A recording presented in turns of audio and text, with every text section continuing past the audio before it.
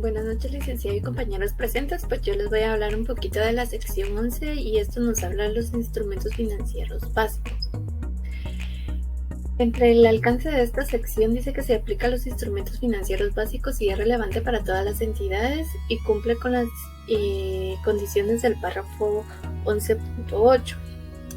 Excepto las inversiones en subsidiarias y asociadas y de negocio en conjunto, los instrumentos financieros que cumplan la definición y patrimonio propio de una entidad, los arrendamientos, los que aplica la sección 20 y los derechos y obligaciones de los empleados.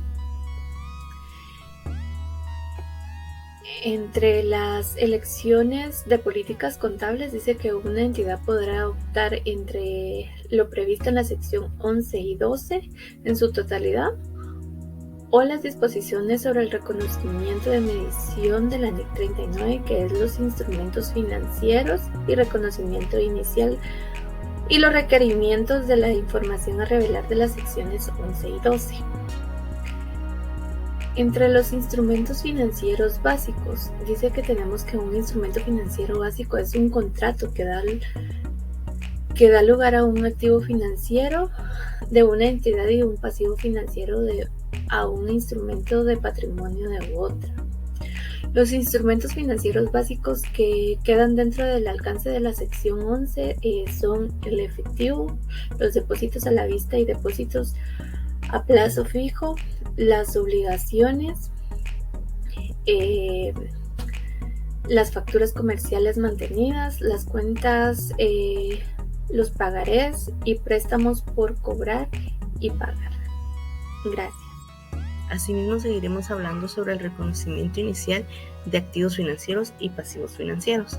Una entidad solo reconocerá un activo financiero o pasivo financiero cuando se convierta en una parte de las condiciones contractuales del instrumento. Con respecto a esta sección 11, la medición inicial es un acuerdo que constituye una transacción de financiación si el pago se aplaza más allá de los términos comerciales normales. Tengo dos ejemplos. Uno de ejemplo de un activo financiero que puede ser un préstamo a largo plazo concedido a otra entidad. Se reconoce una cuenta por cobrar al valor presente del importe del efectivo y incluyendo los pagos de los intereses y el reembolso del principal de esta entidad.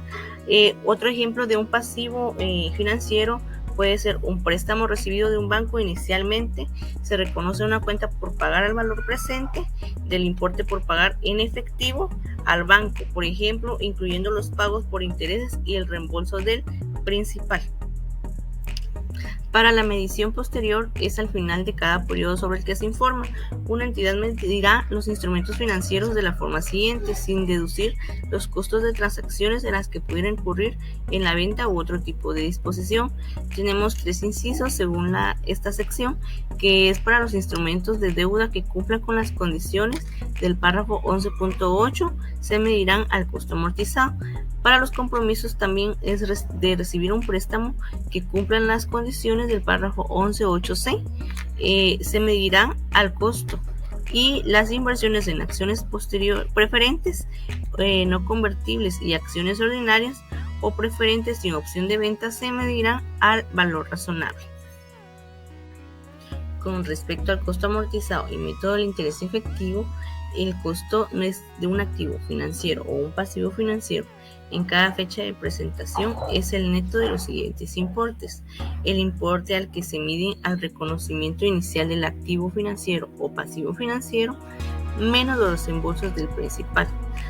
Asimismo, más o menos la amortización acumulada utilizando el método del interés efectivo de cualquier diferencia existente entre el importe en el reconocimiento inicial y el importe al vencimiento, menos en el caso de un activo financiero, cualquier reducción reconocida directamente o mediante el uso de una cuenta correcta por el deterioro del valor o la incobrabilidad. Continuando con la exposición, vamos a hablar acerca del deterioro del valor de los instrumentos financieros medido al costo o al costo amortizado. Para ello debemos de considerar el reconocimiento. ¿Cuándo realizar el reconocimiento de este deterioro del valor? Se reconoce al final del periodo sobre el que se informa, pero para ello nosotros debemos de contar con evidencia objetiva de que existe este deterioro del valor en los instrumentos financieros. ¿Qué sucesos causan la pérdida? Pues dificultades financieras significativas, infracciones en los contratos, otorgar concesiones por razones económicas o legales, probabilidad de que el deudor entre en quiebra o una disminución en los flujos futuros estimados. Para la medición nosotros debemos de considerar que si es para un activo financiero medido al costo amortizado, es la diferencia entre el valor en libros del activo y el valor presente de los flujos de efectivo futuros estimados. Y para un activo financiero medido al costo menos el deterioro del valor, es la diferencia entre el importe en libros del activo y la mejor estimación del importe que la entidad esperaría recibir si se vendiese en la fecha sobre que se informa, ¿verdad? También debemos de considerar si existen reversiones, si en periodos posteriores el importe de una pérdida por deterioro de valor disminuye, nosotros debemos de realizar una reversión, ya sea directamente o mediante cuentas de ajuste en cuentas correctoras. Nosotros también debemos de considerar el valor razonable, y la norma nos indica que hay una jerarquía para obtener el valor razonable. La mejor evidencia del valor razonable es un precio cotizado para un activo idéntico o un activo similar en un mercado activo. Si nosotros no contamos con eso, nosotros nos vamos a la segunda opción, y es que para obtener el valor razonable sería el precio de un acuerdo de venta vinculante en una transacción reciente para un activo idéntico. Si el mercado no está activo, la entidad realizará otras técnicas de valoración. Dentro de las técnicas de valoración debemos de considerar que el uso de transacciones de mercado recientes para un activo idéntico entre partes interesadas y, ojo, debidamente informadas, que actúen en condiciones de independencia mutua. Una técnica de valoración puede llegar a ser fiable si refleja el precio que la entidad esperaría obtener si se vendiese, y si se mide realmente los factores y se consideran los factores de rentabilidad y riesgo inherentes. Si el mercado no está activo, la entidad deberá verificar si la variabilidad no es significativa y si las probabilidades de estimaciones pueden ser evaluadas correctamente. Muy buenas noches, compañeros. Continuando, baja en cuentas de un activo financiero cuando estos expiren o se liquiden los derechos contractuales sobre los flujos de efectivo, cuando la entidad transfiere a terceros todos los riesgos y ventajas, o a pesar de haber conservado algunos riesgos y ventajas, estos han transferido el control del activo a otra parte. Tenemos un ejemplo en el siguiente diapositiva. Transferencia que cumple con las condiciones para la baja en cuentas. Una entidad vende cuentas por cobrar a un banco, la entidad sigue gestionando los cobros en nombre del banco y este paga una comisión a tasa de mercado. Sin embargo, no se tiene la obligación con el banco por el cobro. Por consiguiente, elimina las cuentas corporativas de sus estados financieros. No obstante, en una transferencia que no cumple las condiciones para la baja en cuentas, la entidad continúa reconociendo las cuentas por cobrar como un activo hasta que se hayan cobrado o dado de baja por incobrables. Baja en cuentas de un pasivo financiero. Dará de baja en cuentas un pasivo financiero cuando se haya extinguido, haya sido pagada, cancelada o haya expirado. Si un prestamista y un prestatario intercambian instrumentos financieros, contabilizarán la transacción como una cancelación del pasivo financiero original y el reconocimiento de uno nuevo. La entidad reconocerá en los resultados cualquier diferencia entre el importe en libros del pasivo financiero cancelado, incluyendo cualquier activo, transferencia que sea transferido que sea diferente del efectivo o del pasivo asumido. Información a revelar. La información a revelar hace referencia a la información para pasivos financieros con cambios en resultados. Información a revelar sobre las políticas contables de instrumentos financieros. Revelarán el resumen de las políticas contables significativas, la base o bases de medición utilizadas.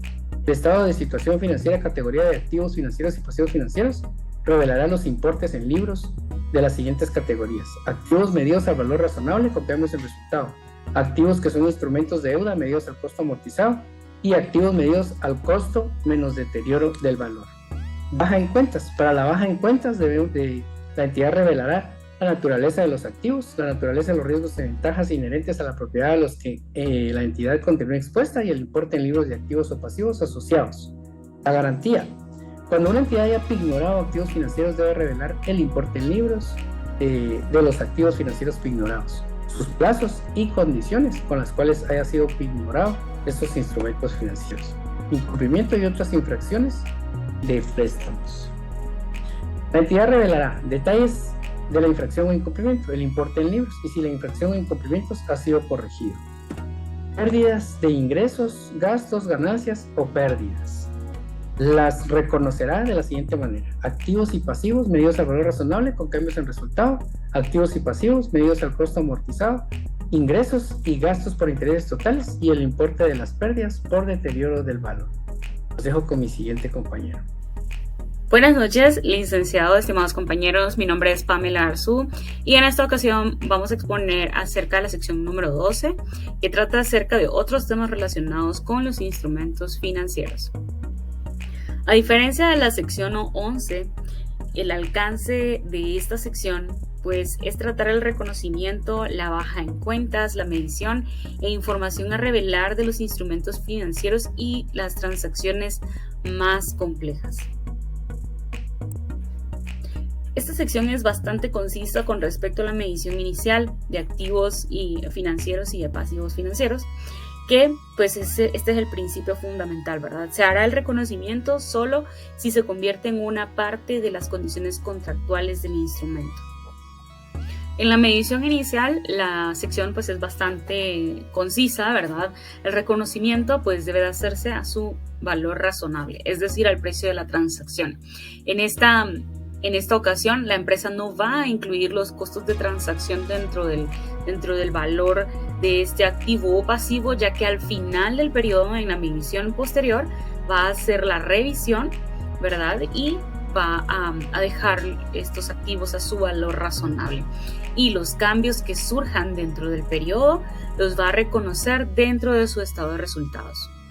Y por último, la entidad hará un registro del deterioro del valor y hará el reconocimiento de una pérdida si tiene información objetiva de los siguientes puntos: que existan dificultades financieras del emisor o del obligado, que existan infracciones del contrato, el deudor entra en quiebra o existe alguna disminución en los flujos estimados. Y hará una baja en cuentas cuando expiren los derechos y obligaciones contractuales del activo o pasivo financiero y cuando se transfieran sustancialmente a terceros los riesgos y ventajas. Ahora bien, cualquier diferencia que exista entre la contraprestación recibida y el importe reconocido, cuando se ha dado de baja en cuentas de acuerdo con la norma, pues debe ser reconocido en resultados en el periodo de la transferencia. Muy buenas noches, compañeros. Vamos a continuar con la exposición hablando de la contabilidad de coberturas. Nos hace mención la norma que para cumplir las condiciones para la contabilidad de coberturas, una entidad cumplirá con ciertos aspectos, el cual nos habla que la entidad designará y documentará las relaciones de cobertura. Al mismo tiempo, el riesgo cubierto es uno de los riesgos especificados. También nos hace mención que la entidad espera que el instrumento de cobertura sea altamente efectivo en compensar el riesgo cubierto designado.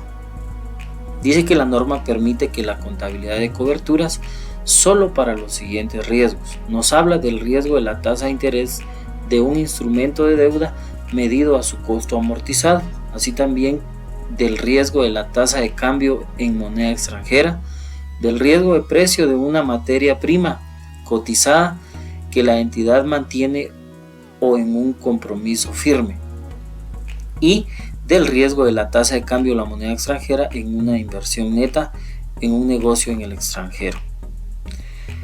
Hablando del interés fijo e interés variable, nos dice que cobertura del riesgo de la tasa de interés fija de un instrumento financiero deberá de cumplir dos aspectos. Reconocerá el instrumento de cobertura como un activo o pasivo y al mismo tiempo reconocerá el cambio en el valor razonable de la partida cubierta. Y cuando nos habla de la cobertura del riesgo de la tasa de interés variable de un instrumento financiero reconocido, pues nos hace mención que la entidad reconocerá posteriormente en los resultados la liquidación neta de efectivo periódica de la permuta de la tasa de interés. Muchas gracias, compañeros, por su atención. Una buena noche.